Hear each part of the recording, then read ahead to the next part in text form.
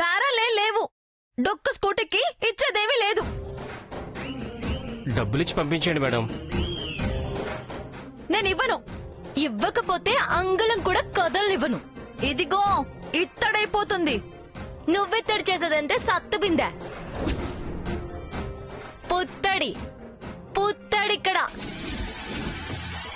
24 క్యారెక్టర్ల పుత్తడి. ఇస్తావా తీసుకోమంటావా? ఏంటి తీసుకుంటావా? ఏది తీసుకో చూద్దాం. ఏంటే చూసేది చిలక చూసా?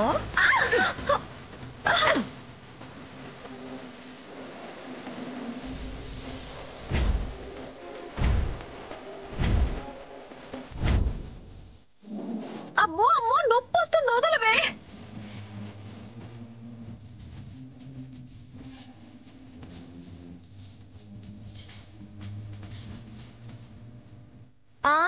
ఉంది చూడు. తగిలితే వసూలు చేస్తా, మిగిలితే కార్ నంబర్ తో అడ్రస్ కనుక్కుని పంపిస్తా. నా చెయ్యి మెలేసి డబ్బులు తీసుకుంటావా? ఇదంతా తేలిగ్గా పోదు, చాలా దూరం వెళ్తుంది. తప్పైందని ఒప్పుకునేలా చేస్తా. ఈ వెంకటలక్ష్మి ఎవరో తెలిసేలా చేస్తా. ఎవరే అసలు? ఎవరే నువ్వు? మాటి మాటికి వెంకటలక్ష్మిని అని డబ్బా కొట్టుకుంటున్నావు. అంత బ్యాక్గ్రౌండ్ ఉందా నీకు?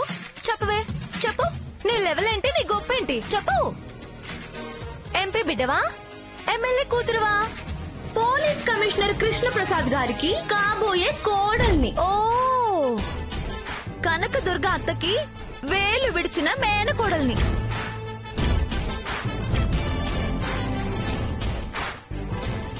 కృష్ణప్రసాద్ గారి కాబోయే కోడలువా? ఏ ఊరు మహాతల్లి తమర్ది? ఎవరి తాలూకు మనిషివి? కనక మహాలక్ష్మి, వెంకటలక్ష్మి. సరేలే, వివరం చెప్పు. వరలక్ష్మి? వరలక్ష్మి కాదు, వెంకటలక్ష్మి. ఏ చెప్పవే, వంగరలక్ష్మి. మంగళగిరి మంగళమ్మ మనవరాల్ని. అబ్బో, చాలా పేరున్న వాళ్ళే. అయ్యోయ్యో, తమరు వస్తున్నారని తెలిస్తే బ్యానర్లు కట్టించి బ్యాండ్ మేళం పెట్టించేదాన్ని కదా. ఇప్పుడు తెలిసిందిగా. ఆ డబ్బులు ఇలా ఇచ్చి చంపలు వేసుకో. వేసుకోవడం కాదు, వేసి పంపిస్తాను. పోవే. నీ పేరు అడ్రస్ చెప్పవే. పగులుతాయో పగలు కొట్టిస్తానో చూద్దు గాని. నా పేరు దాకా ఎందుకే, బండి నంబర్ చాలు. AP 20 60 32. టోటల్ విజయవాడకే నోటెడ్. చెప్పుకో, విన్న వాళ్ళకి చెమటలు పడతాయి. ఊళ్ళోకి రాగానే అపశకునం ఎదురైంది. పద డ్రైవర్. పోవే.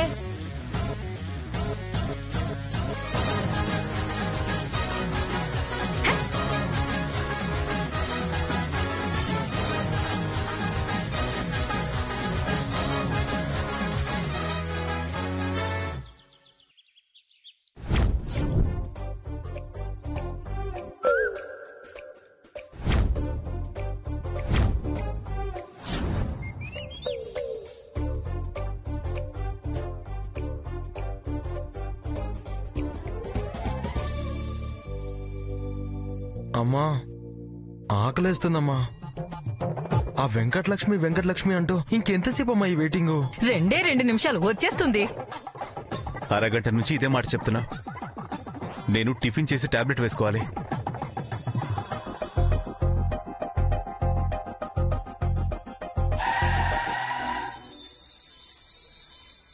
అదిగో వచ్చేసిందిరా ప్రసాదు.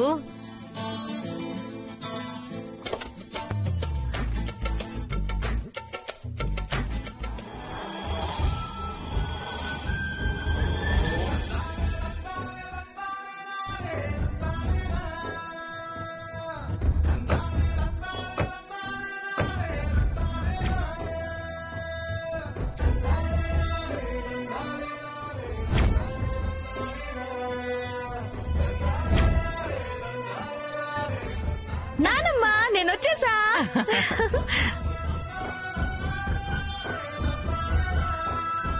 అందరి కాళ్ళకి దండం పెట్టు. అదిగో మీ అత్తయ్యే కనకదుర్గ.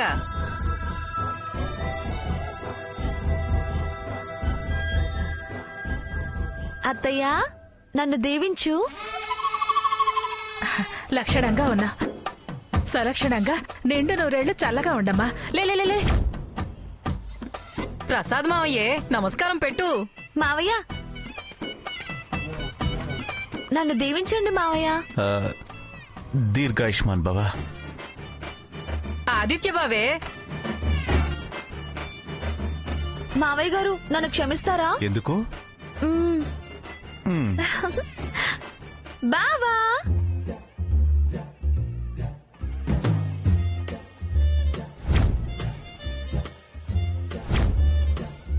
బావా ఆదిత్య బావా. బావే వాడు. వాడికి అప్పుడే నమస్కారం పెట్టకూడదు.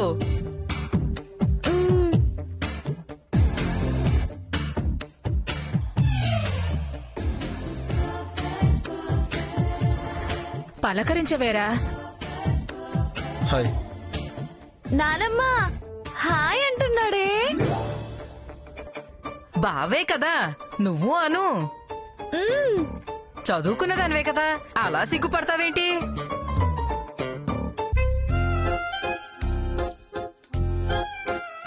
హాయ్ బావా.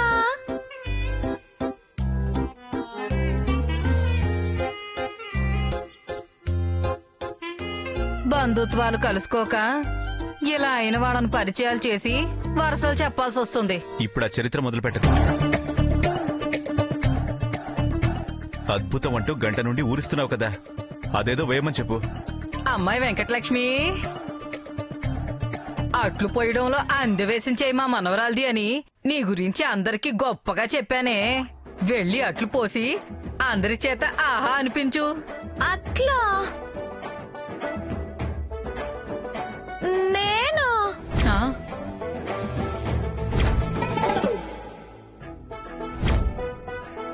ఏ రావా? ఇప్పుడే కదరా వచ్చింది. అసలే మనం అంటే కొత్త, మొహమాట పడుతోంది. ఏమ్మా, మనం కావాల్సిన వాళ్ళం. పైగా 10 రోజులు ఉండాల్సిందానివి. కలుపుగోలుగా ఉండు. దాదా నేను దగ్గరుంటాను, నువ్వు అట్లు వేద్దు గాని. మొహమాటము లేదు, నా మొహం లేదు. నా చెయ్యి నొప్పిగా ఉంది, అట్లు పొయ్యలేనత్తయ్యా.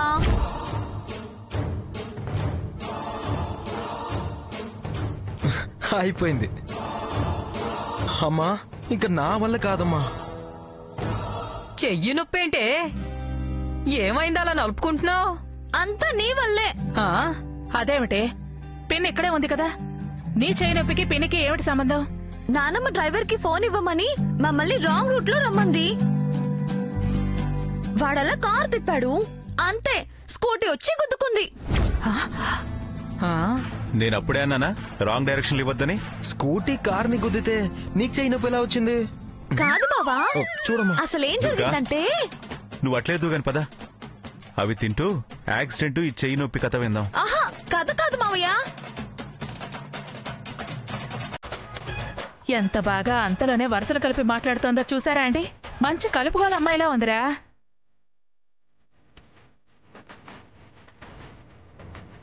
అది కడుపు నింపుతుందా? ప్రేమగా పలకరిస్తే కడుపు నిండినట్టే ఉంటుందిరా. నువ్వు చెప్పమ్మా. అమ్మా నాకు ఆకలిగా ఉందమ్మా. నాకు అవుతుంది. కాసేపు ఆగలేరా? అసలేం జరిగిందో నువ్వు చెప్పు లక్ష్మి. వెంకటలక్ష్మి. అదే చెప్పమ్మా.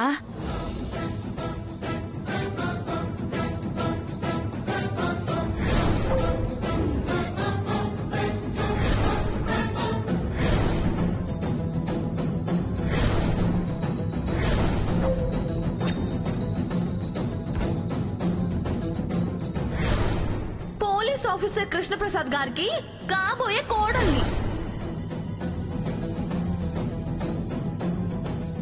రౌడీలా ప్రవర్తించింది. ఎవరే అది నీ చెయ్యి మేలేసి డబ్బులు లాక్కుంది? దాని పేరేంటంది? అడిగా అత్తయ్య, చెప్పలేదు. బండి నంబర్ రాసుకో, అదే ఊరు పేరు అడ్రస్ చెప్తుంది. నేను సిటీలో ఫేమస్ లేని పొగరుగా చెప్పింది. బండి నెంబర్ ఎంత? AP 9.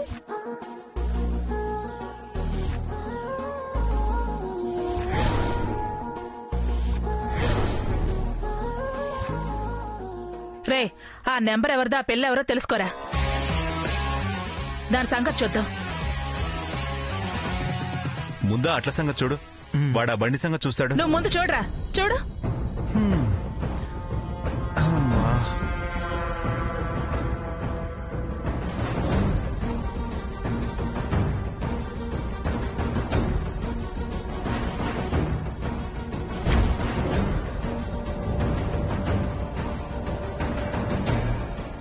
అది అదే అదే.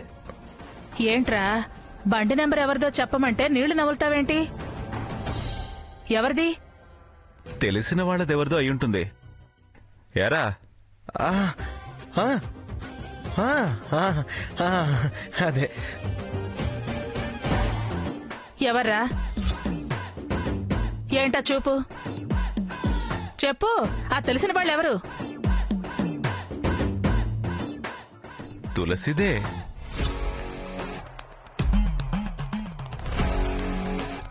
అయితే ఏంటి, వీళ్ళు ఏదో ఎక్కశకాలుగా మాట్లాడుంటారు. దాని పద్ధతిలో అది వీళ్ళకి బుద్ధి చెప్పుంటుంది.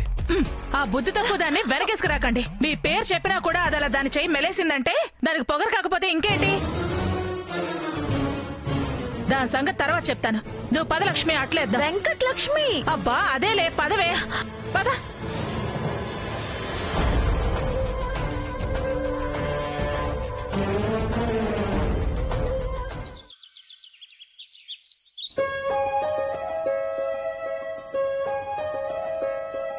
ఏంటి తలంట? సర్లే కాని నువ్వేంటి ఇప్పుడే వస్తానని చెప్పి ఎంతసేపు చేసావు? ఆ దుర్గమ్మ కోడల్ని తెచ్చుకుంది. ఆవిడ గారికి దిష్టి తీసి వస్తున్నా. కోడలేంటి దిష్టి తీయడమేంటి? ఏం చేసొచ్చావు? ఏం లేదు, చిన్న యాక్సిడెంట్. యాక్సిడెంటా? యాక్సిడెంట్ ఏంటి Tulasi? Hold on, hold on. ప్రతి దానికి అంత భయం, కంగారు పడకండి. ప్రియ అంటే అంతే కామన్. నువ్వేంటి సాంబయ్య?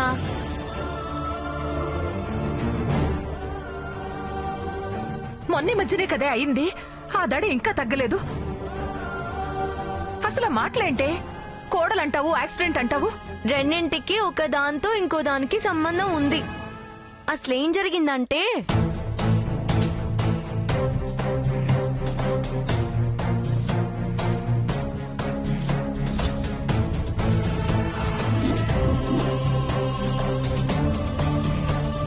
మాట్లాడితే నేను కృష్ణప్రసాద్ గారి కాబోయే కోడల్ని అంటుంటే, అయితే అవ్వు మధ్యలో నాకేంటి అని చెయ్యి మెలేసి మరీ నా బండి రిపేర్ డబ్బులు నేను తీసుకున్నా. దుర్గమ్మ డాబుకి ఈవిడ డప్పుకి సరిపోతుంది. ఆవిడ అరవచ్చు, ఈవిడ దారు వేయొచ్చు. అది దాని నగలు అబ్బా గంగిరెద్దులా ఉంది. తెగ సోకులిపోతుంది అంటూ మూత తిప్పుకుంటుంది.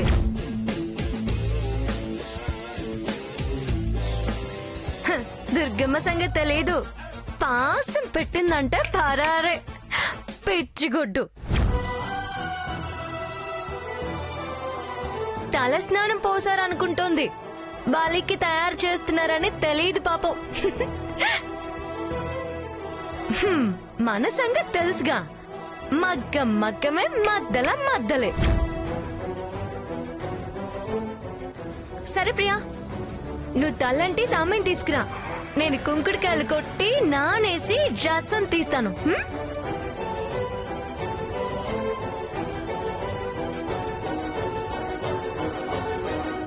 అమ్మయ్యా, ఇప్పుడు చాలా సంతోషంగా ఉంది. చిక్కుముడి విడిపోయి బరువు దిగిపోయి హాయిగా ఊపిరి పీల్చుకున్నట్టు అయింది. కాస్త లేట్ అయితే అయింది గాని మంచి శుభవార్త మోసుకొచ్చింది. శుభవార్త ఏంటి, సంతోషం ఏంటి, చిక్కుముడేంటి, వేడట్టమేంటండి? ఇంకా ఏంటంటావేంటి ప్రియా? ఆ పిల్లెవరో కాబోయే కోడలంటూ వచ్చిందంటగా పేడ వదిలిపోయింది. ఇంతకాలం ఆ దుర్గమ్మ ఇంటికి నా కూతుర్ని ఎలా పంపాలా అని భయపడుతున్నాను. తులసికిష్టం లేని ఆ ఇంట్లో తులసి భవిష్యత్తు ఎలా అని మదన పడుతూ ఉన్నాను.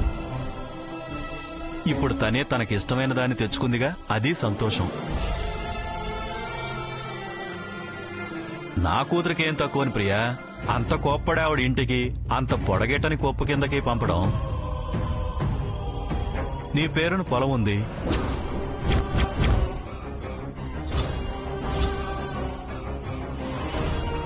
తులసి పేరున డిపాజిట్స్ ఉన్నాయి.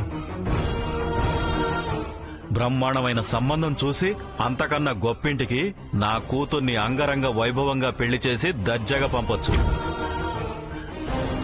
ఇక మనం బతకటానికంటావా? రిటైర్మెంట్ డబ్బులు, మనకొచ్చే పెన్షన్ సరిపోతుంది.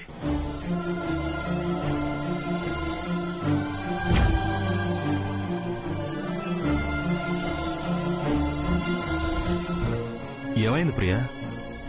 నన్ను క్షమించండి. ఇంతకాలం మీ దగ్గర ఒక విషయం దాచి తప్పు చేశాను. దాచి తప్పు చేసావా? ఏంటది?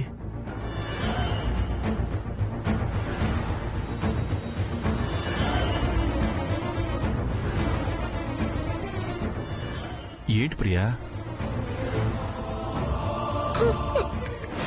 నన్ను క్షమించండి. ఏయ్, నీకేమైనా పిచ్చా? ఏం జరిగిందో చెప్పు. ఏడకు, తులసి చూస్తే బాగోదు. మీరు క్యాంపుకి వెళ్ళినప్పుడు తులసికి యాక్సిడెంట్ జరిగింది కదా, అప్పుడు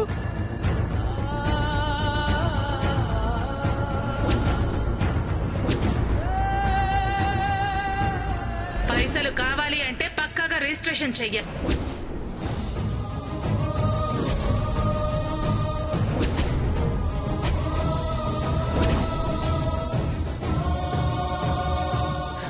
ఇప్పుడు ఆ ఆస్తులు లేవు, పొలాలు లేవు.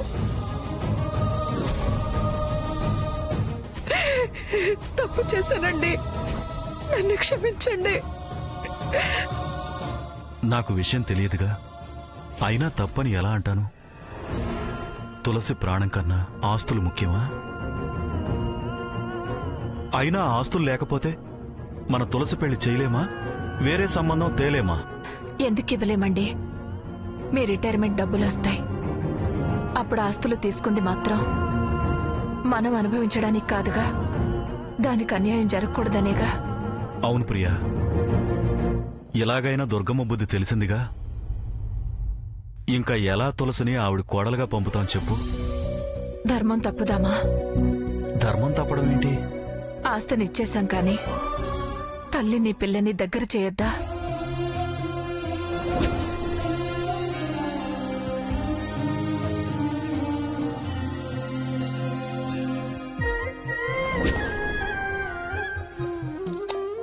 రక్త సంబంధాన్ని వదిలేద్దామా? అన్నే ఆశలు తుంచేద్దామా? ఆ ఇంటికి పంపి వదిన చేతిలో దాన్ని పెట్టొద్దా? మనం నిజాన్ని మనలోనే దాచినా, మన బిడ్డని ఆ ఇంటి బిడ్డగా వదిలేసినా, దీన్ని వాళ్ళకి దూరం చేస్తే మన త్యాగానికి అర్థం ఉంటుందా? నేను ఆ రోజు చేసింది తప్పైనా ఇప్పుడు మాత్రం తప్పుగా మాట్లాడడం లేదు. మరో ఇంటికి కన్యాదానం చేసి పంపే హక్కు మనకుందా? ఆ ఇంటికి పంపడం న్యాయమా? పరా ఇంటికి పంపడం ధర్మమా? మీరే నిర్ణయించండి. మన సంరక్షణలో ఉంది కాబట్టి, రక్షించుకోవడం ధర్మం కాబట్టి ఆస్తి అడ్డం పెట్టుకుని బతికించుకున్నాం. బతికించుకుంది దాన్ని పరే వాళ్ళ చేతిలో పెట్టడానికా? దాని బతుకు మీద మనకు ఆ పెత్తనం ఉందా? ఆలోచన తప్పైతే మీరు ఏ శిక్ష విధించినా తప్పకుండా భరిస్తాను.